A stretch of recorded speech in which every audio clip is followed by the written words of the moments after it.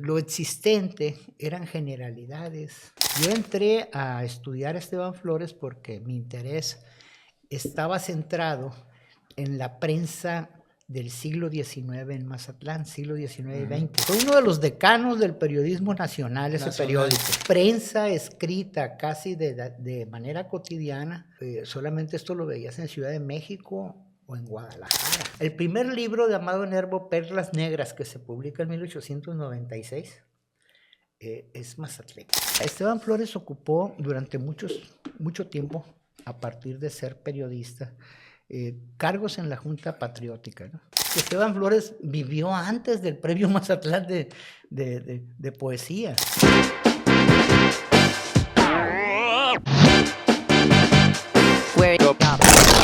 ¿Qué tal, amigos de Café Machado? Continuamos con ustedes y qué bueno que ustedes continúen con nosotros. Tengo, como lo mencioné hace unos momentos en el espacio informativo, en el noticiero, la presencia de una persona que siempre tuve ganas de entrevistar y que increíblemente en todo el tiempo que tengo nunca había tenido la oportunidad de hacerlo. Es el licenciado en economía política, es Sí. maestría, tiene maestría en historia y doctorado también en historia. Sí. O sea, no tengo, y me congratulo de decirlo, no tengo a cualquier gente a un lado mío, y por eso me siento muy honrado que el maestro Luis Antonio Martínez Peña esté con nosotros, maestro. Buenos días, bienvenido. Gracias Buenos por días, estar en Café Joaquín. Machado. Hace tiempo que no nos veíamos frente a micrófonos, ¿eh? Sí, hace buen rato. Y ahora estamos frente a cámaras. Exactamente. Pues muchísimas gracias por estar aquí con nosotros. Va a presentar un libro que se llama Esteban Flores, de oficio escritor. A ver, ¿de qué se trata? Me llama mucho la atención el nombre, pero sobre todo la cuestión esta, de oficio escritor. Bueno, lo vamos a presentar hoy por la tarde. El viernes mañana. 14, mañana, en el Archivo Histórico Municipal, ahí por calle Constitución, ¿no? Aquí en el Centro Histórico. Este libro habla sobre la biografía, es una biografía. Soy historiador, y revisando yo aspectos biográficos de este personaje me encontré con que lo existente eran generalidades, párrafos muy pequeños, o sea, acerca de la vida de este personaje. Nada más decía, nació en Chametla, murió en Mazatlán, y tiene obra por ahí que dispersa, ¿no? O sea, y dije, yo voy a trabajar sobre estos personajes, sobre estos periodistas. O sea, yo entré a estudiar a Esteban Flores porque mi interés estaba centrado en la prensa del siglo XIX en Mazatlán, siglo XIX y XX, principalmente la historia del Correo de la Tarde. Y entonces cuando entras tú a hacer la historia del Correo de la Tarde, inevitablemente encontramos a este personaje.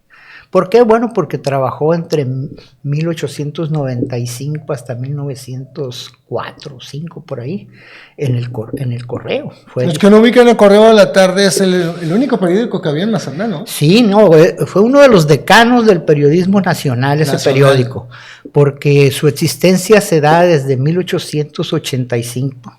Es un periódico que al principio lo financia la Cámara de Comercio local y que tenía propósitos meramente comerciales, pero a poco se va conformando un equipo de redactores y editores que van dando paso a la noticia, que van dando paso a la opinión, y que se va a conformar un equipo fuerte de opinión en ese periódico, de manera tal que estamos hablando 1885, prensa escrita casi de manera cotidiana. Solamente esto lo veías en Ciudad de México o en Guadalajara. Muy aparte con personajes del calibre de ¿cómo es el poeta? El Amado Nervo. Amado Nervo escribía ahí, nomás imagínense. Cuando se funda el periódico, este periódico es por personas que venían de Tepic. Pablo Retes, el que es el dueño de la imprenta donde se hace el periódico, viene de Tepic. No hace mucho tiempo todavía en Tepic, creo que todavía existe la papelería y librería Retes, por allá. Pero aquí en Mazatlán fundaron una imprenta, o sea, establecieron una imprenta, porque era una plaza importante. Mazatlán siempre ha sido una plaza importante para la cuestión del negocio de los libros y de las imprentas, que era en ese momento el trabajo principal. Entonces Pablo Retes hace la invitación a Amado Nervo, un joven que viene a escribir aquí a Mazatlán como reportero, como periodista, como cronista de sucesos, y empieza él a escribir poesía de aquí. Uh-huh. El primer libro de Amado Nervo, Perlas Negras, que se publica en 1896, es mazatleco.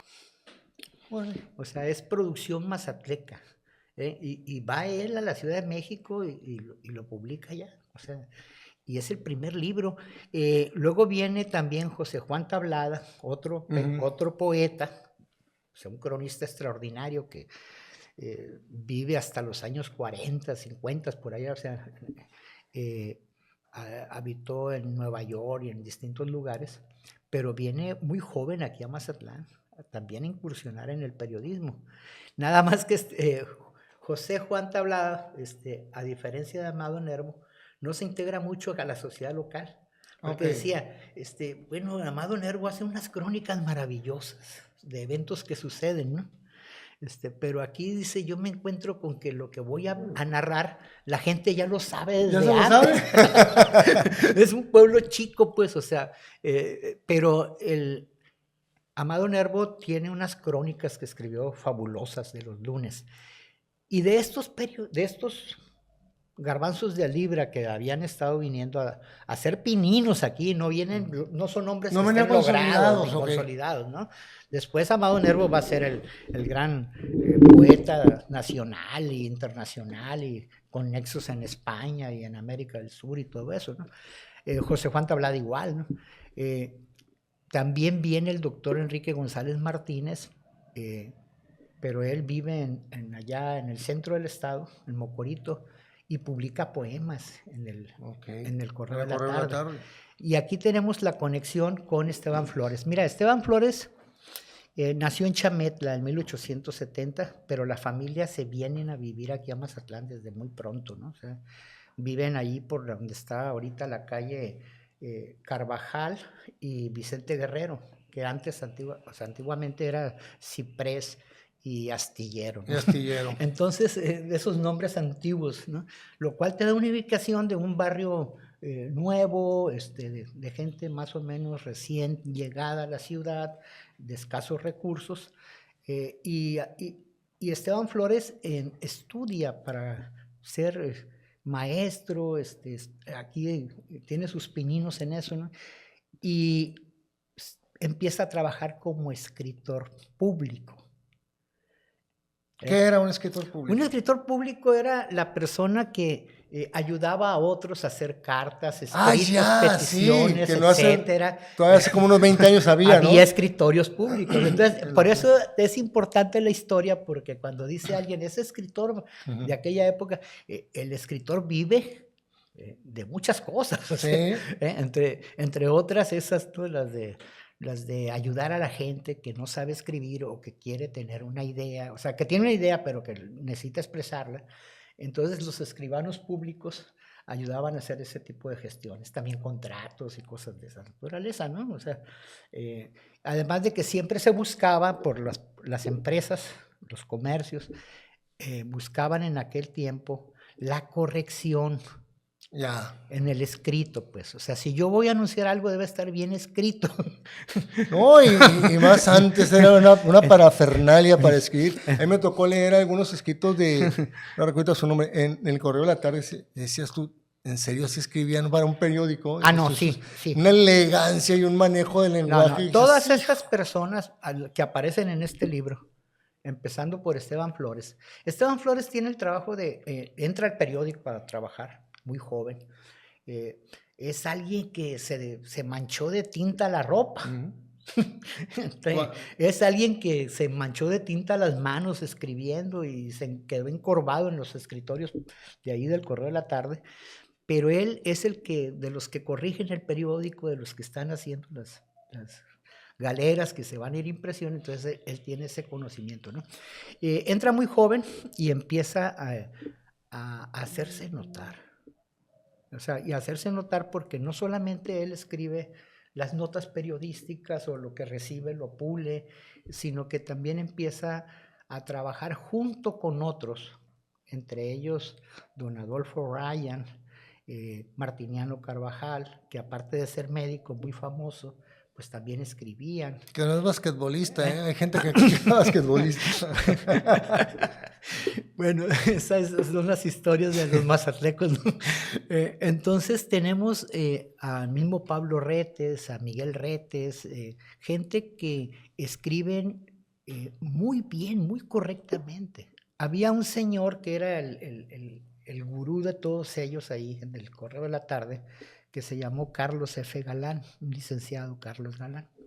F no sé por qué significaría, ¿no? Generalmente a veces algún apellido nomás lo ponían la inicial, ¿no? O el nombre feo, ¿no? Si no les gustaba, sí, no se lo ponían. Sí, ¿qué tal si te llamabas? Bueno, no vamos a decir nombre. Porque... bueno, entonces don Carlos F. Galán era el corrector de estilo, ¿no?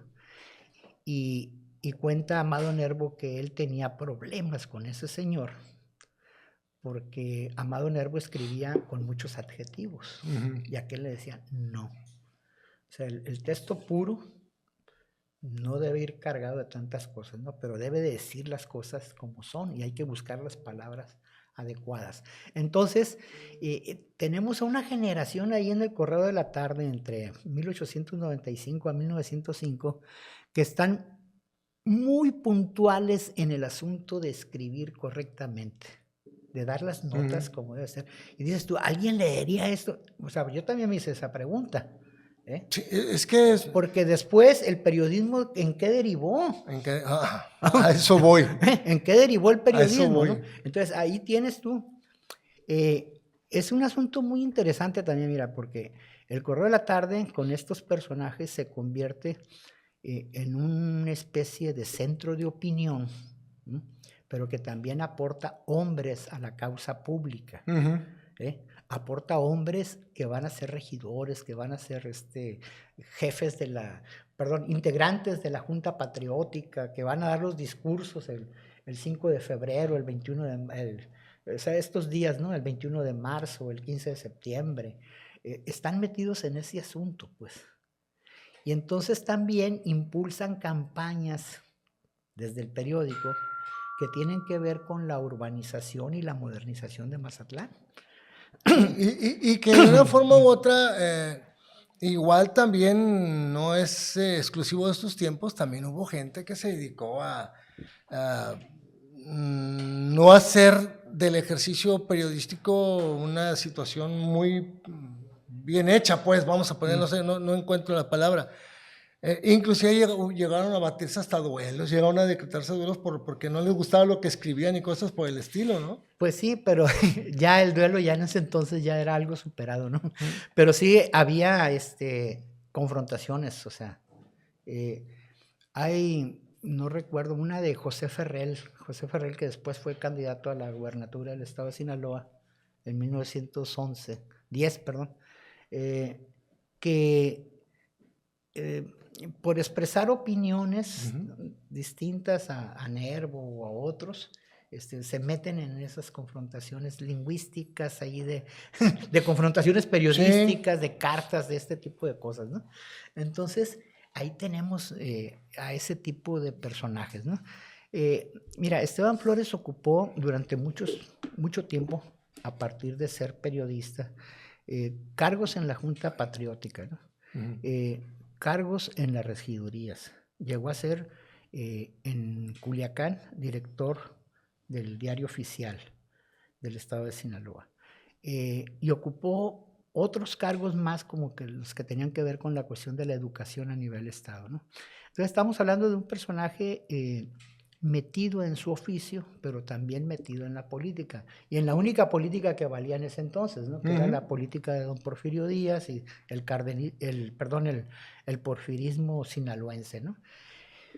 Pero también vamos a encontrar a un Esteban Flores que es promotor de algo muy importante que lo llegamos a vivir hasta los años 80, 90, nosotros aquí en Mazatlán, que fue la de crear los suplementos periodísticos. Oh, ok. Esteban Flores es el fundador de lo que se llamó la edición dominical del Correo de la Tarde. Los domingos la edición del Correo de la Tarde corría cuenta de él y era de poesía, era de crónica, estaba dedicado a la cuestión de... Yo quería preguntar, ¿qué era? ¿Poeta, cronista, ensayista, novelista? ¿Qué era? Era periodista, pero Era en sus periodista, tiempos ajá. libres terminó siendo poeta. Ahora, Y terminó, o sea, terminó escribiendo poesía. Y es una poesía que ahí está, o sea, en el periódico. Y está también en contribución. Aquí hay una contribución de parte mía que encontré poemas de él editados en Guadalajara, en Flor de Lis, una revista que editaba, entre otros, Sisto Zuna, un poeta de aquí de Villa Unión y periodista. Entonces, y esto es en 1895, por allá, 96. Entonces, tenemos también que colabora junto con Julio G. Arce en la revista Bohemia Sinaloense, que se publicó entre 1997 a 1998 en Culiacán. Y allí participan un grupo de poetas de lo más granado de la época. Está el propio Enrique González Martínez, está Esteban Flores, está Julio G. Arce, Francisco Medina, Cecilia Sadi, que es la única mujer de todo este grupo, e integran un grupo culturalmente muy fuerte, o sea, de poesía, de literatura, etc.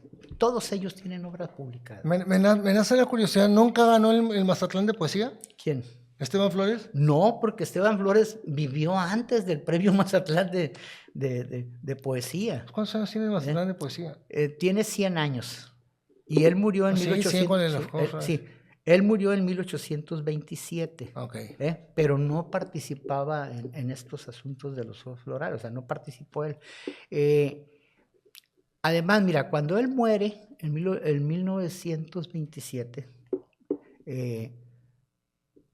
como a los 10 años, es cuando Enrique González Martínez, con su familia de Esteban Flores, deciden publicar la obra poética de Esteban Flores. Porque la obra poética de Esteban Flores está repartida en revistas, en periódicos, en la revista Arte que publicó Enrique González Martínez entre 1907 y 1909 en Mocorito, junto con Sisto Zuna. Está en las revistas que hicieron ellos en la Ciudad de México, en Argos, que fue una revista de escasa duración que la editaron Enrique González Martínez, Genaro Estrada, otro integrante joven de ese grupo, que es como unos 10 años más joven que Esteban Flores, y publican esto allá en la Ciudad de México, ¿no? Y en 1917 todavía en la Ciudad de México participa en la revista Pegaso. ¿Y en qué, cómo se topan Luis Antonio Martínez Peña y Esteban Flores? ¿En qué veredas se encuentran? ¿Cómo es que se da cuenta Luis Antonio Martínez yo de Esteban Flores? Me encuentro con Esteban Flores a partir de que entré a unos cursos que tenían que ver con la cultura regional, con la cuestión de el periodismo, con la cuestión de la literatura y poesía. Y porque uno va al bosque y se va fijando en los árboles más grandes, ¿verdad? O sea, llegas tú al Correo de la Tarde, aquí está Nervo, aquí está José Juan Tablada, aquí está Enrique González Martínez, pero empiezas a encontrar a otros. O sea, empiezas a encontrar gente que está muy dedicada a trabajar, a hacer sus madrigales, sus sonetos, o sea, escribir. Y escribir de manera pulcra. Mira, Enrique González Martínez, que es el más importante de todo este grupo que te he señalado, o sea, él llega a ser postulado hasta Premio Nobel de Literatura, ¿no? Y nomás que no se lo dan. Dice que cuando él escribía para el Correo de la Tarde alguna colaboración, inclusive el primer libro que escribió Enrique González Martínez se publicó aquí en Mazatlán en el Correo de la Tarde, en la imprenta del Correo de la Tarde. Dice que tenía tal mortificación porque el lector que iba a tener para ese libro era Esteban Flores. Entonces, dice, cuando publican La visión dispersa, que es el libro de poesía, un libro póstumo, ya después, post-mortem, dice, yo tenía por él ese respeto, porque sabía que me iba a leer y me iba a corregir. Además de que estos poemas, dice, que estamos publicando en un libro en 1938, se llamó La visión dispersa. Estos poemas nosotros quisimos publicarlos antes, dice. Nada más que no se pudo, o sea, las circunstancias, Esteban Flores con sus familias, sus hijos, la revolución, las distintas dificultades que se vivían en la época, pues no hicieron posible que se publicara, pero aquí está la obra de él. ¿Hay algún programa, existe algún programa, ahorita que estaba comentando que estuvieron en un curso, hay algún programa para rescatar a todos esos escritores? Es que, por ejemplo, yo no conocía a Esteban Flores. Corrijo, no lo conozco. No digo que no lo conocía, no lo conozco. Pero nos damos cuenta que hay en Mazatlán, en lo que es el área sobre el sur, nos vamos a ir, sobre el sur de Sinaloa, hay tanto talento que mucha gente no conoce. Por ejemplo, como yo no identifico a Esteban Flores, pero hay mucha gente que le podría hablar de Ramón Rubín y no saben quién es Ramón Rubín. Les podemos hablar de un Carlos Rojas Júbar, que tiene un libro que a mí me encantó, los cuentos de mi Rosario, entretenidísimo. Sí. Obviamente Damaso Murúa pues es el más conocido por el Huilo Mentiras, pero son gente que no se ha terminado o que no se ha dedicado a lo mejor a difundirlo entre los jóvenes, que pues ahora no sé Stephen King, no quieren leer otra cosa. Bueno, el asunto es que yo te platicaba que al principio que recurría a las biografías. Hay un libro que se publicó en los años 90 por Leo Eduardo Mendoza, Sinaloa, Lengua de Tierra, se llamó. Y aparecen ahí biografías de escritores sinaloenses, ¿no? Sí. Y en esas biografías vienen parrafitos de biografías y vienen algunos ensayos, algunos poemas, etc. Y tanto de Esteban Flores como de Sisto Zuna son unos parrafitos muy ligeros, o sea, se quedan en lo mismo, la obra dispersa, por ahí quedó en el asunto de los periódicos, nació en tal lugar y murió en tal lado. Y aquí nosotros en este libro vamos haciendo un trabajo de seguimiento de la vida de Esteban Flores. O sea, es su obra poética, pero también su vida, y es una vida que, cuando dices tú periodista en el siglo XIX, principios del XX, pues es una situación muy difícil. O sea, si sigue siendo... No he conocido periodista que no se lo pase bien. Si es difícil en la actualidad, pues en ese entonces sí, era... O sea, más. Entonces, ese proletariado del periodismo, o sea, ¿sí? pues tiene que hacer circo, maroma y teatro para poder salir adelante en el sentido de sufragar sus gastos, mantener familia y todo este tipo de cosas. Entonces, yo me quedé, dije yo, esas biografías así no ayudan nada, ¿no? Necesitamos buscar. Necesitamos darle sustancia a esto, ¿no? Hacer a este personaje de carne y hueso, ¿no? Entonces, aquí aparece, tuve la colaboración extraordinaria del padre Rafael Tenas, un cura que me ayudó mucho allá en Chametla. Sacamos por ahí el acta, la fe de bautizo de Esteban Flores, y ya después seguimos buscando por ahí hechos de la vida civil de él, matrimonios, defunciones, etcétera, de su familia y de él mismo, y fuimos construyendo esta historia, ¿no? Además, al final dicen, fue asesinado, porque fue asesinado. O sea, allá en el Cerro Colorado, el Cerro Colorado, dices tú, pues Azurías, no, porque ya te dan otras coordenadas cuando te metes a la investigación de cómo fue que lo asesinaron. Y este hombre fue asesinado por un gatillero profesional, que se llamó Manuel Sandoval, alias el Culichi.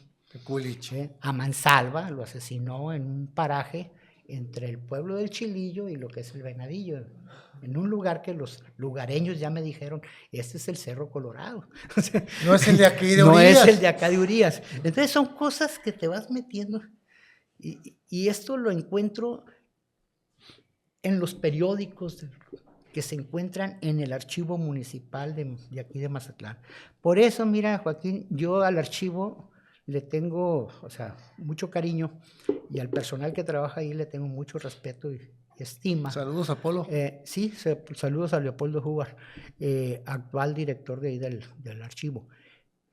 Porque yo ahí encontré el material. Los periódicos viejos del Demócrata sinaloense, donde se relata todo el asunto de su muerte. Sus intervenciones en la vida política en 1926. Fue candidato a la presidencia municipal, nada más que le ganó un señor de apellido Sarabia. Sus intervenciones en causas de la ciudadanía. Mira, ya desde el Correo de la Tarde ellos traían una campaña en contra del alcoholismo y el juego. Y eso genera muchos enemigos. Oye, es que dicen que los tiempos se van cambiando, no, se van dando vuelta. Así como es peligroso ejercer el periodismo ahora, también lo fue en su tiempo. Te voy a decir. O acababas de político, te mataban. Este no es un libro de historia en sí. O sea, es un libro de historia. Bueno, habla de un personaje histórico, de acontecimientos históricos. Hay crónicas históricas muy bonitas aquí, pero te habla de hechos actuales. O sea, esa violencia endémica, por ejemplo. Luego, la circunstancia política en la que él participa y siente que le hicieron un fraude. La vida de la Revolución Mexicana, la transformación que vivieron estos personajes que nacen en 1870 y para 1910 les cambian el país. El país. Entonces hay que cambiar, o sea, viven lo que... Decía un amigo mío, es que la Revolución Mexicana fue como la tercera transformación. Entonces ¿Dice por ahí? Entonces hubo cambios. Entonces, yo me meto aquí en este libro a ver ese tipo de cambios porque son cosas que estamos viviendo también en la actualidad. Un historiador nunca está pensando exclusivamente en una recreación del pasado. Siempre está tratando, en mi caso personal, de encontrar respuestas para el presente. ¿Y ese es un esfuerzo propio? ¿Está editado por algo en la universidad? No. Este es un esfuerzo propio. Trabajé con Editorial Letraria, que es una empresa privada, de un amigo, hijo de un amigo mío también, de Ruy Alonso Franco, el maestro. Aramis Franco es el director de esta editorial. Y decidimos participar o hacer la cuestión del gasto en este libro. No estoy participando con ninguna institución. Y no hay ningún problema, porque a mí me ha editado el Instituto Sinaloense de Cultura, me ha editado la Universidad Autónoma de Sinaloa, muchas otras instituciones, ¿no? Pero hoy estamos haciendo el uso también de herramientas muy modernas de comunicación que tienen que ver con que hagamos esta edición de manera privada, particular, y la enviemos al ciberespacio.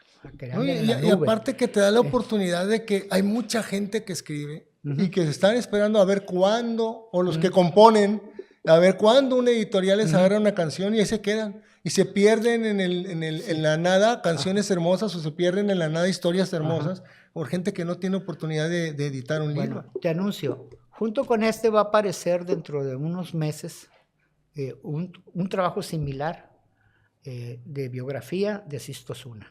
De Sixto Zuna. Y te voy a pedir que me invites para venir. No, con muchísimo gusto, no, al contrario. Por el contrario. Entonces, y hago de una vez la invitación y si se puede hacemos el compromiso.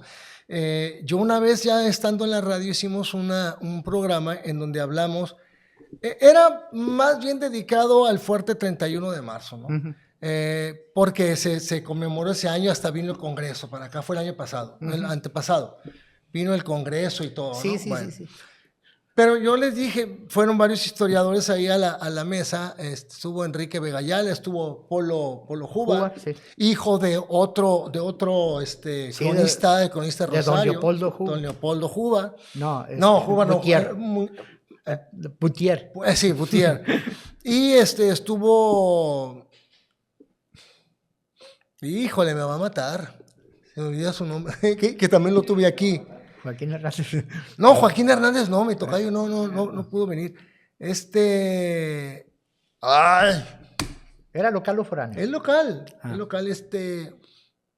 Rubén Romero. No, ya no voy a decir a nada. Grandote, se me olvida. Perdón, se me olvidó el nombre, se me fue de plano. Y entonces quedamos en aquel entonces, y yo sigo con la idea, de hacer una mesa donde se hable de mitos y realidades de Mazatlán, porque hay un montón, aquí somos remitoteros, y hay un montón de mitos sobre Mazatlán, empezando por ejemplo el fuerte 31 de marzo, el fuerte que sirvió para la defensa de Mazatlán, es un monumento, nunca se utilizó, los cañones de Mazatlán nunca se usaron, son conmemorativos todos. Los cañones los tenían en la playa norte y eran de carreta. O sea, ese tipo de cosas sería y a los muy bueno que quisieron desembarcar los agarraron a machetazos en la playa. En la playa. Sí, o sea... Sí. Y luego, es que ¿por qué hay tanto güero de rancho? Pues porque los franceses corrieron para allá, para Mesillas, para toda esa zona. Hicieron embarazadero de mujeres. Entonces hay un montón de güeros de rancho. Y no se sabe tampoco, pues. Cuando hay presencia vasca, española, de otro tipo. Bueno, hago la invitación para un día venir a hablar sobre eso. ¿Cómo no? Pero yo hago la invitación al público para que me acompañen. Claro. El día de mañana, viernes 14 de marzo a las 6 de la tarde, en el Archivo Municipal, en la parte alta, en el segundo piso, donde está una sala donde se pueden hacer presentaciones de libro y todo este tipo de cosas. Esto está en Constitución, en calle Constitución, entre Carnaval y Benito Juárez.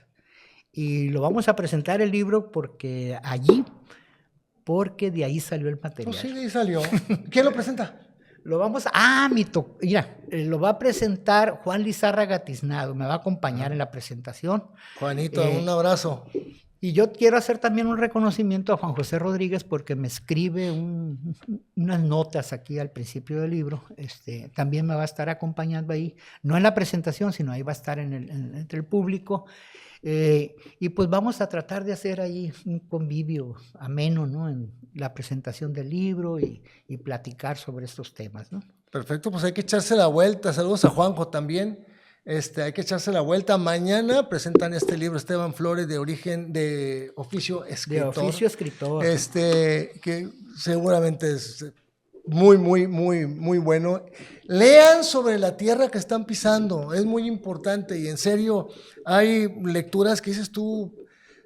Yo, por ejemplo, insisto, hace rato mencioné a don Carlos Rojas Júbar, que en ese libro, así como en el Huilo Mentiras, hay muchas anécdotas. Él cuenta de un güero astengo allá en Rosario que te botas de risa de leerlo, buenísimo, o de Casi Cuentos de un agente viajero, Ramón Rubín, que también son anecdotarios, que no necesariamente son de lectura difícil, pero búsquenlos. Son anécdotas muy bonitas. Sí, muy bonitas, y que dejan mucho, pues. Maestro, muchísimas gracias por venir a hacernos el honor de estar aquí, que se refifa. Hombre, muchísimas gracias. Prometo aventármelo hoy. Ok. Y que se repita, ¿no? Que se refifa. Ándale.